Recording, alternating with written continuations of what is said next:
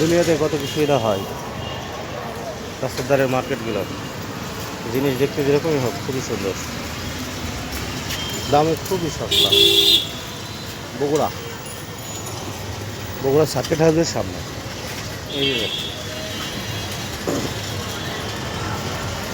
Copy বিক্রি হচ্ছে রাস্তার ধারে, টাটকা টাটকা সবজি।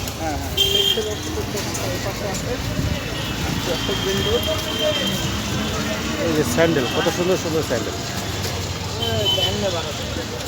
মহিলাদের জামা কাপড়ের বাচ্চালন 100,